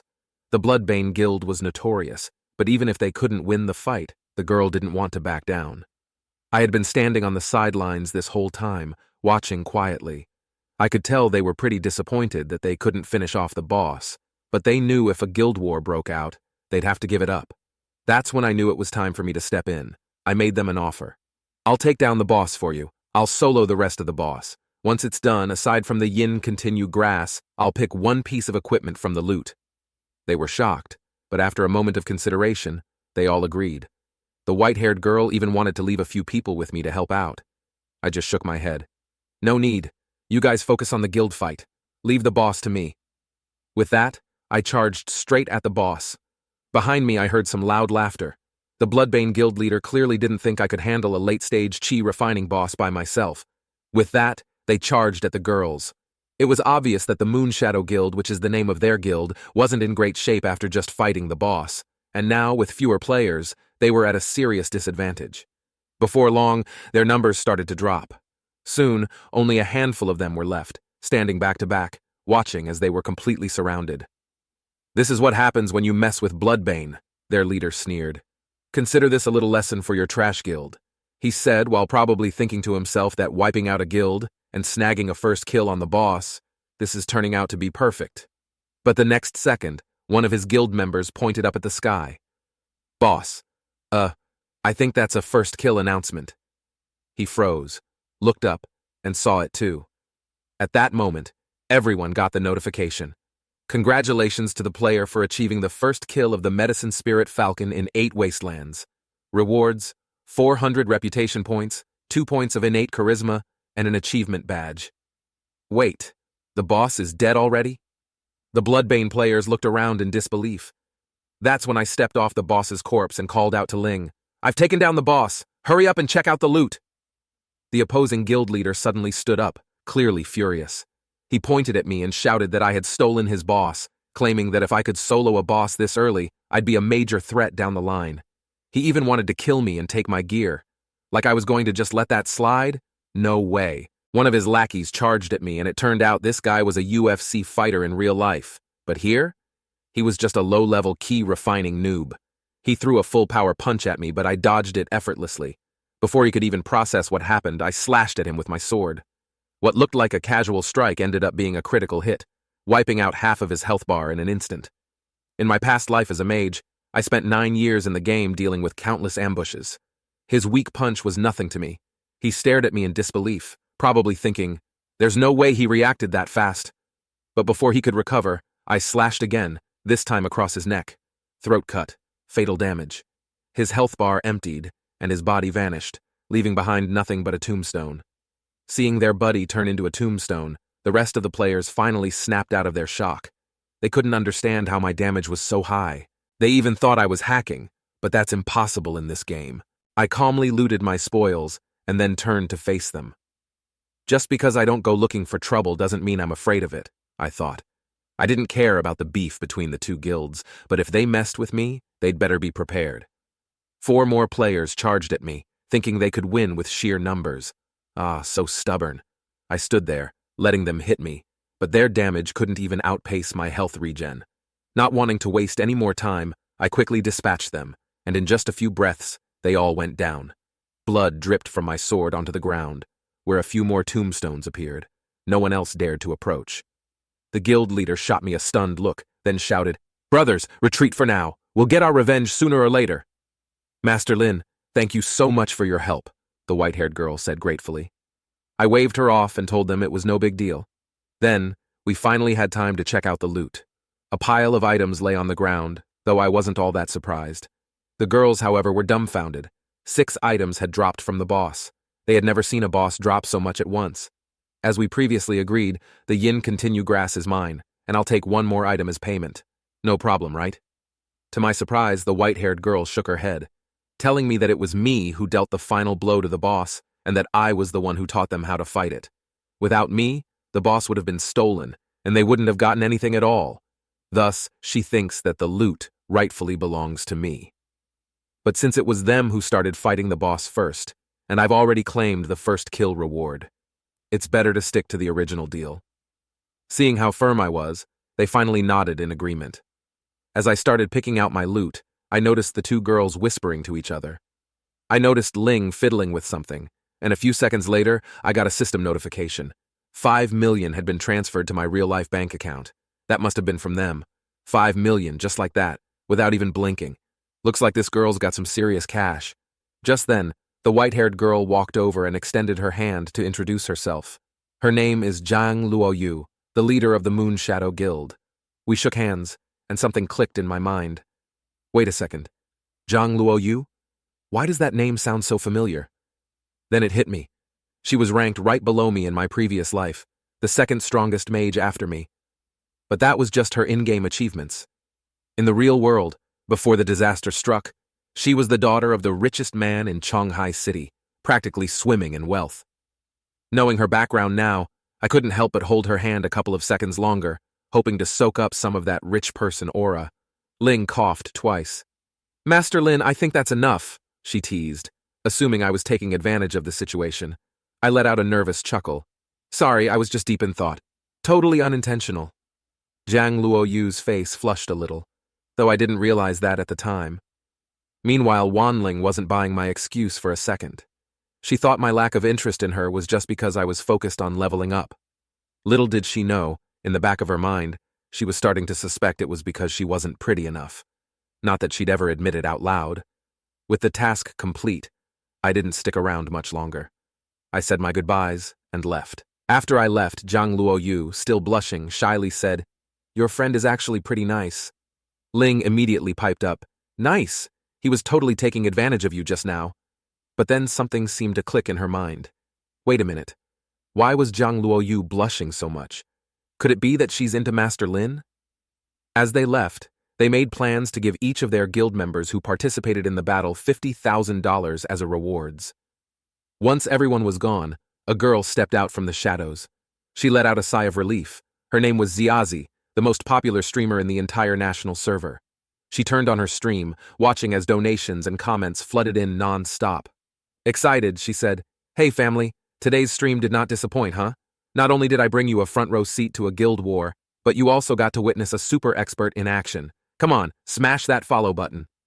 She then started gushing about my gameplay, her face full of admiration, saying how I took on a crowd and soloed a late-stage chi refining boss like it was nothing. And of course, she had to comment on how handsome I was. In her mind, I was now the #1 expert in 8 Wasteland, and she decided right then and there that I was her new idol. Meanwhile, the comments were flying, with some viewers clearly feeling a little jealous. One after another, they grumbled about how I must be hacking. There was no way someone could be that strong otherwise. Elsewhere, another person was watching the stream, seething with rage. It was the Bloodbane guild leader. "Damn it! They're all dead, and he stole my guild's fame too." His teeth clenched as he kept repeating my name under his breath. Suddenly, he stood up, smashing the vase next to him in fury. I swear if I see you again, you're dead meat, he roared, promising revenge. Of course, I had no clue about any of this because by then I was already back at my sect. Holding the yin continues grass as I arrived at Elder Tian Qing's residence. He was busy adding herbs to his alchemy furnace when he saw me and motioned for me to place the items on the table. Then, without even looking up, he tossed a small box my way, telling me that's my reward. I opened the box, and inside were 3 spirit-grade attribute pills. Each one could permanently increase a random combat attribute by 1 to 5 points. Both the attribute and the points were completely random. There was also a bracelet that boosted speed by 5 points, increased dodge chance by 8%, and reduced cooldowns for movement skills by 10%. Definitely some good stuff. After storing everything in my bag, I thought for a moment and decided to ask the elder if he had the recipe for the youth preservation pill. In my mind, I was recalling a time from my past life. It was mentioned that Elder Tian Qing had finally succeeded in crafting the youth preservation pill after 99 attempts. I thought to myself, if I give him the recipe now, maybe I'll earn some extra rapport. The elder sighed, clearly frustrated, saying how he tried more than a dozen times and failed each time. Without a proper recipe, he's just feeling his way in the dark. He then looked at me curiously, surprised that I even knew about the youth preservation pill in the first place. I replied nonchalantly, "Oh, I think I read about it in some ancient text." Then, I recited the recipe to him. His eyes widened in shock. Can't believe that I had such a fortuitous encounter. He immediately urged me to stay put. Stick around, and if I mess up the proportions, correct me. All right, the plan's going smoothly, I thought to myself. After a while, the lid of the furnace suddenly popped open, startling both of us. 2 pills flew out and the elder burst into laughter, saying he's finally done it. He had finally succeeded in making the youth preservation pill after all this time. To my surprise, he decided to reward me by giving me one of the pills. System notification. Elder Tian Qing's rapport with you has increased by 20 points. I picked up the pill and checked its stats.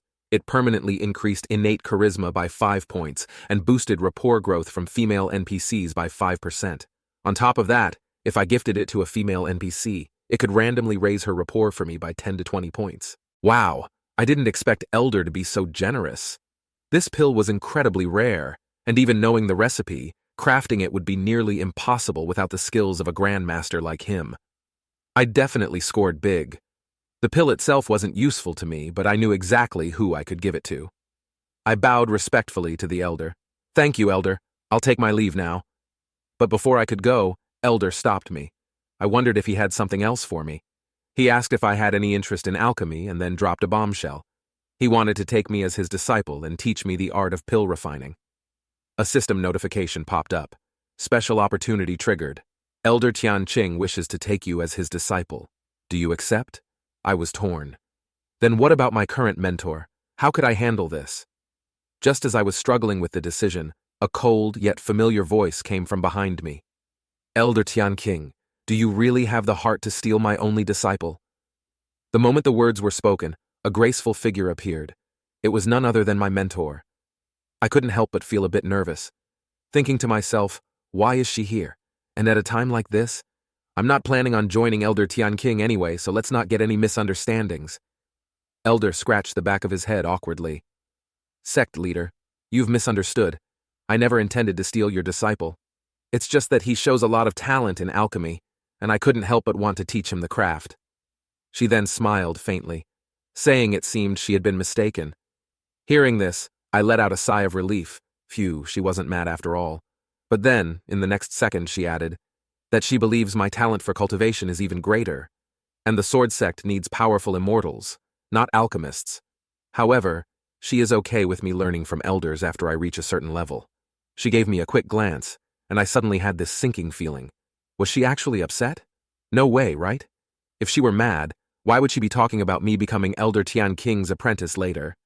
Elder, completely oblivious, nodded cheerfully, saying she's right. Once his cultivation improves, he will happily take me as his disciple. With that, he turned back to his furnace. Come with me to the Sword Palace, she said lightly, though something about her voice gave me a bad feeling. I agreed, but internally I was starting to sweat a little. Why do I feel like something's off here? Back at the Sword Palace, her voice was calm, but I couldn't help but notice a hint of jealousy. It seems you're not very satisfied with me as your mentor. If that's the case, perhaps we should dissolve our master-disciple relationship, and you can go find yourself a better teacher. Oh, crap. She's definitely mad. I thought about explaining myself, but it felt like too little, too late. Maybe my best bet was to just own up to it. But of course, being the formidable sect leader she wasn't going to let me off that easy. Hearing my owning up to it, she then asked, what exactly did I think I did wrong? She hadn't outright said she was angry, but come on, we all know what that means. Ah yes, the classic I'm not mad move. Women really do have that down to an art form. But of course, I only thought that in my head. I quickly said I was absolutely wrong, taking the safest route, explaining that I was wrong to let my mind wander and not focus solely on cultivation as she instructed. I wasted precious time thinking about learning alchemy instead of dedicating myself to my training and the expectations she set for me. I glanced up, and sure enough, her expression softened a bit. Time to go all in. With a bow, I added that she's the best in the world, not only unrivaled in strength but also peerlessly beautiful, like an immortal goddess. There's no way I'd want to be anyone else's disciple. It must have been my heartfelt apology that finally made her little bit of resentment vanish into thin air. She even smiled, and suddenly I got a system notification. Mentor's rapport +5. Woohoo, seems like I'm off the hook. Since you've recognized your mistake, I won't hold it against you, she said, sounding more forgiving. Seizing the moment, I took out the youth preservation pill. To show my sincere apology, this is a small gift from me to Mentor, I said with a bow. She blinked in disbelief, surprised to see the legendary youth preservation pill. She clearly knew how rare it was and asked where I had gotten it. When I told her I helped Elder Tianqing make it, she insisted I keep it for myself. But I couldn't help thinking to myself, come on now, you've looked at it like 5 times already. But with a mentor, this tsundere, I knew I had to take matters into my own hands. Ignoring her refusal, I insisted that I specifically ask Elder Tianqing for it so I could give it to her. In fact, I've been learning alchemy just so I can make more of these for her. Soon, I'll be making one every day, enough to replace all her meals. She couldn't help but burst into laughter. I froze for a moment. Uh-oh. When she smiles like that, I'm defenseless. I threw in a few more compliments for good measure, and sure enough, she accepted the pill happily. Then, a system notification popped up. Mentor's rapport +20. Current rapport, 35. But being the generous girl she is, she decided she couldn't just take my gift without giving something in return. She decided to give me a secret martial technique, perfect for my chi refining stage. As expected, the higher the rapport, the better the rewards. As I left the sword palace behind her, I noticed something surprising. She was actually wearing the hairpin I'd given her. I couldn't help but smile a bit. After receiving the martial technique, I returned to my room to start training. It didn't take long before I successfully mastered the Phoenix Feather, a profound grade technique. Not only did it deal AoE damage, but it could also interrupt others' skills and had a crippling effect. This thing was worth its weight in gold. Just as I was basking in my newfound skill, there was a knock at the door. When I opened it, to my surprise, it was Senior Sister. I asked her why she was visiting so late. Turns out every disciple of the sword sect has to complete 3 tasks during each major stage of their cultivation. Senior Sister had broken through to the crystallization stage, but hadn't yet completed her tasks. She explained that she was feeling like she was on the verge of another breakthrough, and if she didn't finish her task soon, the sect would punish her. But why hadn't she done them yet, I wondered. Her face turned bright red as she sheepishly admitted, the romance novels were just too good, and she kind of forgot. Before I could respond, she grabbed my hand and said she was missing just one more task, a demon-slaying mission that required 2 people. She asked if I'd help her. I found it a little odd since there were other disciples in the sect stronger than me. Why didn't she ask them? But honestly, I didn't think too much of it. After all, Senior Sister had already given me a spirit-grade jade pendant as soon as we met. It wouldn't be right to turn her down after that. Junior brother, you're so kind, she said with a smile. System notification. Nanggong Yue's rapport increased by 10. Current rapport 25. Another notification popped up right after. Opportunity triggered. Help Nanggong Yue complete her task by traveling to Wangyu Village to slay demons together. The following night, we finally arrived at Wangyu Village. The place was eerily quiet, with an unsettling chill in the air. A foul stench lingered, making it clear that this village had been overrun by malevolent forces. All the villagers had likely become sustenance for these evil spirits. Senior sister suspected this was the work of a demonic cultivator, and our task was to clear out these spirits and uncover the truth. I glanced around and realized I'd been here before. In the future, this place would become the entrance to a crystallization stage blood infant dungeon, a spot I farmed countless times in my previous life. We continued forward until we reached a desolate courtyard. The place was barren and run down, with nothing but an old tree and a well with chains wrapped around it.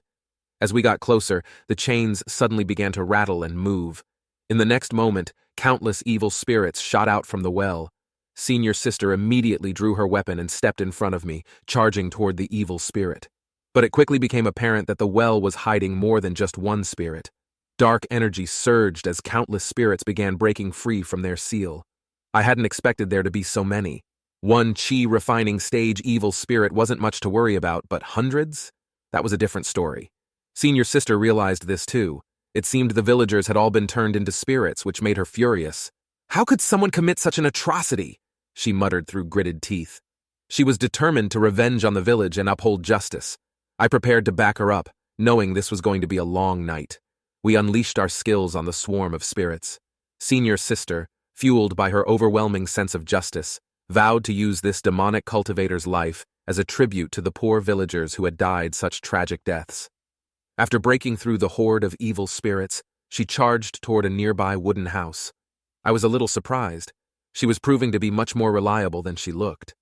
But just as she stormed into the house, a massive hand shot out from within. "Watch out!" I shouted. Her reflexes were quick, and she raised her sword to block the attack, though the hand left a dark mark on her blade. I kept my eyes fixed on the direction of the house. Suddenly, the entire building exploded, and a man's voice echoed through the debris. "To think that my cultivation would attract disciples of the Tianyan sword sect," he sneered. "Well, I can't let you leave now." A powerful aura erupted from him. I was surprised to see that he is a golden core stage cultivator, but that shouldn't be right. Could the sect's intelligence have been wrong? I shook my head, focusing on his energy. He must have just broken through recently since his aura was unstable. The man seemed surprised as well, eyeing me with a mix of amusement and curiosity. "Your cultivation isn't high, but your insight is sharp," while admitting he just reached the golden core stage. Even plans to turn the two of us into evil spirits, so his power will grow even further. With a wave of his sleeve, a thick black fog erupted from a banner, shooting into the sky. She tells me to step back. Then her sword energy soared into the sky, turning the evil spirits around her into ash. As she closed in on him, she leaped into the air, her sword glowing with an intense light, and unleashed a powerful strike directly at him. The two clashed in mid-air, their battle raging above me. Given my current level, just a mid-chi refining cultivator, I knew I had no business being involved in a fight of this caliber. One stray attack could send me straight back to the newbie village. Better to keep my distance for now and avoid becoming collateral damage. The man, realizing things were getting serious, reached for a gourd at his waist and tossed it down toward me. I knew exactly what he was planning. A thick crimson mist erupted from the gourd, and out of it emerged a terrifying, gigantic, baby-headed monster.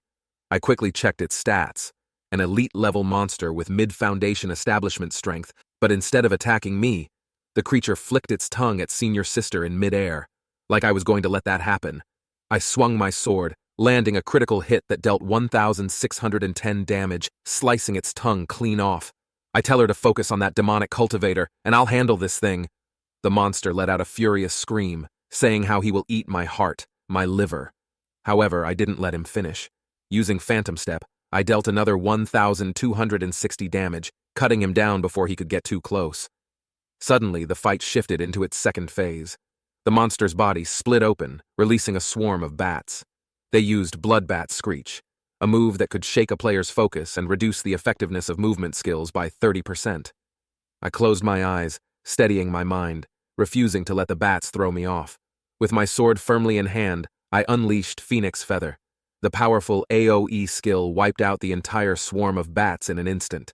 I then followed up with a final strike on the monster, triggering the crippling effect, ignoring its armor for 15 seconds. Not that it mattered, though. By then, the creature was already done for. Meanwhile, senior sister had taken down the demonic cultivator. "Curse you! This can't be!" The man's voice trembled with fury and defeat. As I watched senior sister in midair, I realized I had misjudged her. She might look soft and sweet, but her strength was not to be underestimated. I had definitely been wrong about her earlier. Just as the man was on the verge of death, he threw out a small box. Senior sister instinctively slashed at it with her sword, slicing the box in two. But from the halves, a thick pink mist burst out. I realized what was happening and shouted, "Cover your mouth and nose!" But it was too late. The smoke was already seeping through her clothes and skin, burrowing into her body. Her breathing became erratic, and her eyes grew hazy. I rushed over to check on her, but with the last bit of clarity she had left, she tells me to not look at her. I let out a bitter laugh. These were charm insects, a parasitic bug that releases smoke that triggers intense lust in its victim. Senior sister had probably never encountered something like this before, which is why she was caught completely off guard. Her condition was deteriorating rapidly. Then, out of nowhere, my system notifications went crazy. The rapport between us skyrocketed, and soon it reached 92. But I couldn't celebrate. This surge in rapport wasn't real. It was the insects messing with her mind.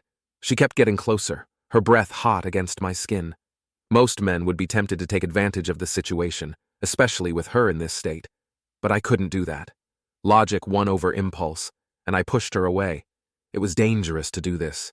When she regained her senses, at best, her rapport would reset to 0. At worst, she'd hate me forever. But I couldn't become that kind of person. I glanced toward the well. I've never seen this side quest before, but I remember you can find some potions and pills underneath the well. But it was guarded by a magic array, and at my current level, there was no way I could break through unscathed. Still, I had no choice. "Hang in there, senior sister. I'll get you the antidote," I said, rushing toward the well. Inside, it was even more grim. Bones of the villagers lay everywhere, and the air was thick with evil spirits. Holding a torch, I rushed inside with damage numbers popping up over my head, 100 points of damage per second. At last, deep within the well, I saw a faint glow. There it was. The antidote had to be in that bottle. I hurried toward it, but as I approached, the magic array activated. In a split second, I summoned a spirit shield, the protective power of my jade pendant surrounding me. The first wave of attacks was blocked, but then I saw a second bolt of lightning beginning to gather. I grabbed the bottle and with a leap, launched myself toward the mouth of the well. But the lightning was fast.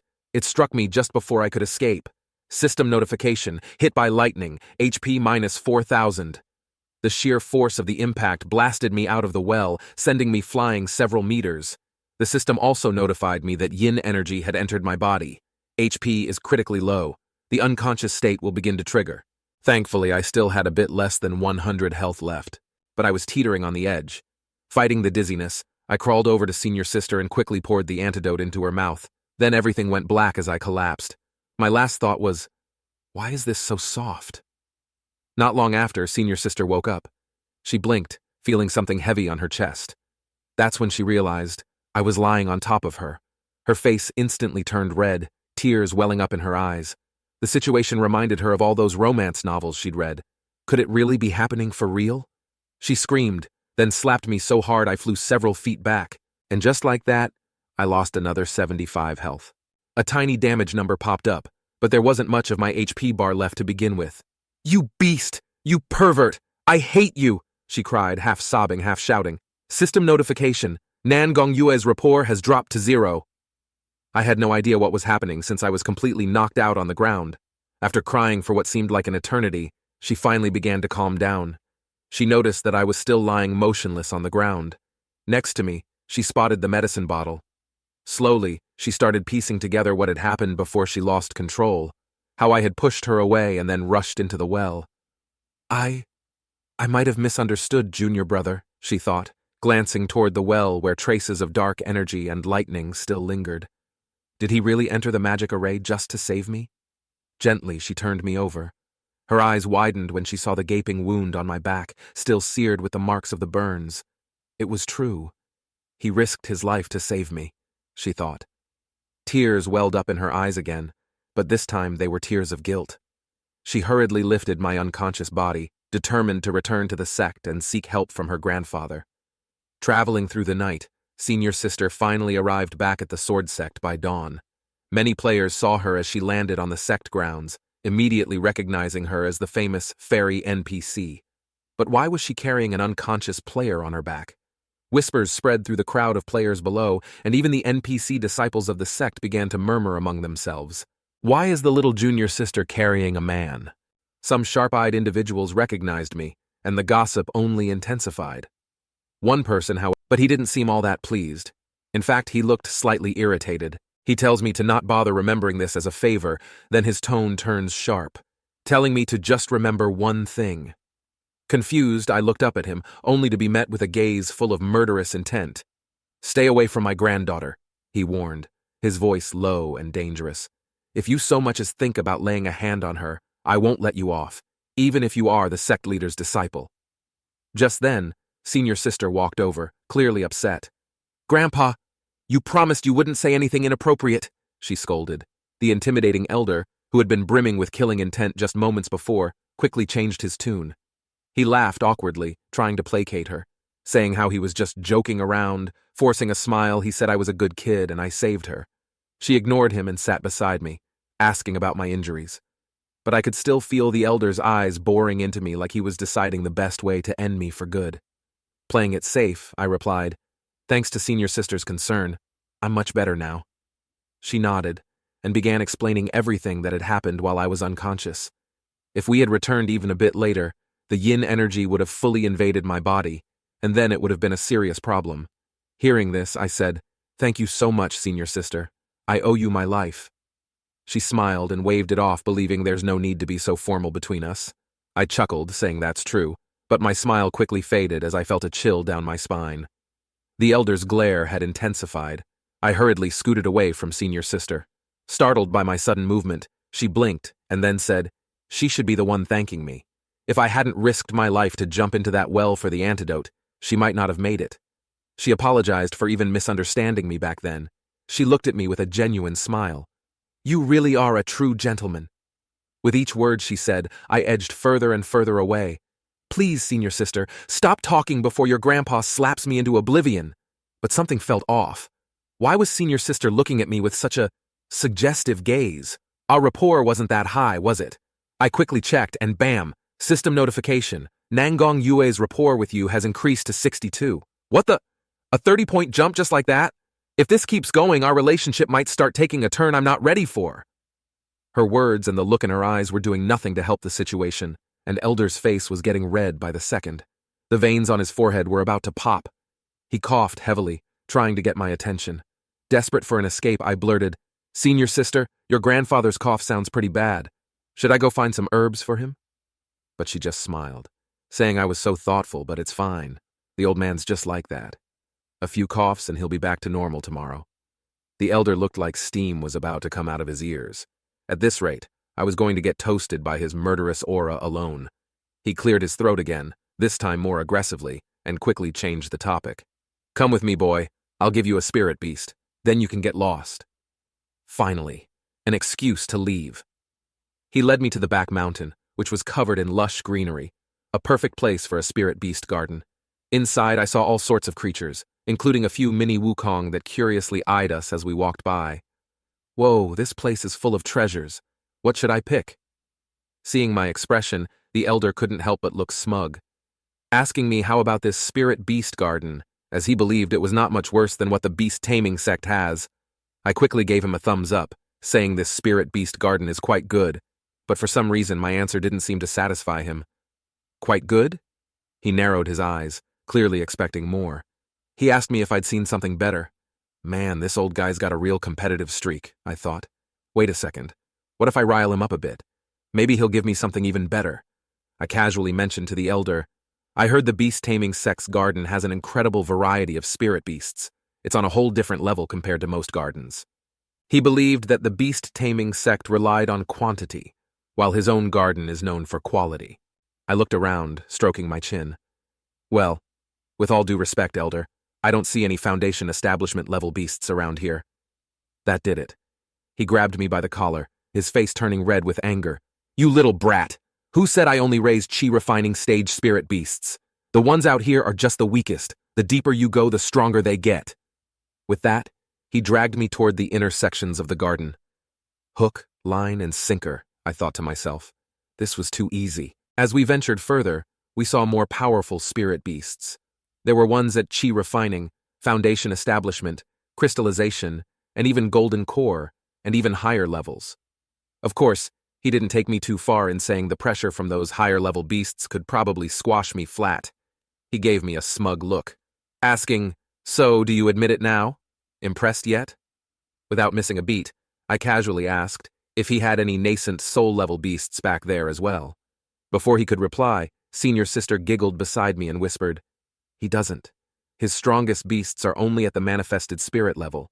He didn't want to show you because he was afraid you'd tease him." His face turned bright red, but he didn't deny it. Instead, he quickly changed the subject. "Enough of that! Pick a Chi Refining stage beast and be done with it." Senior Sister, however, stepped in, telling her grandpa to not be so stingy, since I've killed a mid-Foundation Establishment level monster all on my own. She thinks that I should get a Foundation Establishment level spirit beast at least. It was clear he was reaching his limit with his granddaughter constantly siding with me. But before he could protest, Senior Sister grabbed my hand and smiled. Besides, Junior Brother isn't an outsider. She then began to enthusiastically introduce me to various Foundation Establishment level spirit beasts, describing each one's unique abilities. I was overwhelmed by the options. There were just too many to choose from. That's when a small creature waddled up to me. Its fur was black and white, and it was adorably round, looking a lot like a panda. But in the game, it was called an iron-eating beast. This little guy was a rare find in 8 Wastelands, and it had the potential to grow all the way to the nascent soul stage. I immediately scooped up the little iron-eating beast and decided, this is the one. But before I could celebrate my choice, the elder snatched it right out of my hands. "Nope, not this one," he said firmly. He said he didn't have many of these left. He knew what I was thinking. When these beasts matured, they'd at least reach the nascent soul stage. Plus, this one was still a cub with plenty of room to grow. No way he was going to give it up that easily. But Senior Sister wasn't having any of it. She grabbed the little guy from his hands and shot back. "This kind of spirit beast with potential is exactly what my junior brother deserves." Then, without hesitation, she shoved it right back into my arms. "He's yours now. Just drop some blood on its forehead to make it yours." The elder tried to take it back again, but Senior Sister blocked him, hands on her hips, telling the elder that he always taught her that one must keep their word. Wonder if he really going to go back on it now. Turning to me, she urged, "Hurry up and do the blood contract." Seeing that the elder wasn't putting up any more of a fight, I bit my finger and pressed it to the creature's forehead, focusing on the bond between us. As expected, the little iron-eating beast resisted fiercely at first, mentally pushing back against the contract. Senior Sister stood with her arms crossed, looking smug. "Well, now that it's bonded, Grandpa can't take it back anymore." The elder could only rub his temples in defeat. "You really are your grandfather's sweet little granddaughter, huh?" At that moment, I tuned out the world around me, focusing all my spirit energy on the little guy. The next thing I knew, we were both standing in a river. It was perched on a rock, looking down at me with disdain, clearly not convinced that a lowly chi refining cultivator like me could be its master. I didn't get angry, though. Instead, I smiled and told it, "If you accept me as your master, I'll take you on a journey where you'll feast on the finest delicacies, rare herbs, spirit fruits, and treasures beyond your wildest dreams." My offer wasn't random. I knew something important about spirit beasts. The iron-eating beast was a notorious glutton, easily swayed by the promise of food. While gnawing on a small dagger, it sneered, thinking that he had eaten everything and didn't believe I could bring him delicacies. Undeterred, I raised an eyebrow, asking him if he ever tasted the crystal bamboo forest in Muxian Prefecture. Those bamboo shoots are sweet and crunchy, growing in a secret realm. Surely he hasn't had those. The beast paused for a moment, then shook its head. I pressed on. "Or how about the Tongshuan fruit from Penglai Immortal Isle? One bite can extend his lifespan by 100 years. Ever tried it?" Another pause, another shake of the head. One after another I described rare and delicious treasures, and with each one, the little guy became more intrigued. Eventually, it hopped off its rock, now standing before me, unable to resist any longer. All right, stop talking about food, I'm starving now," it grumbled. "So if I follow you, I'll really get to eat all these things?" I chuckled, holding out my fist. "Of course!" It hesitated for only a second before bumping my fist with its paw. "Deal! I'm in, Master!" Soon, I received a system notification. Taming successful. I could now view the little guy's stats, and even though he was still a cub, his attributes were already impressive. I patted his head and said, "Don't worry, stick with me. And you'll always eat well and live large. He didn't seem as cocky as he had been in our mental exchange earlier. Suddenly, a game-wide announcement popped up. In 10 minutes, 8 Wasteland will undergo its first major update. All players will be forcibly logged out. The update will last 24 hours. My heart skipped a beat.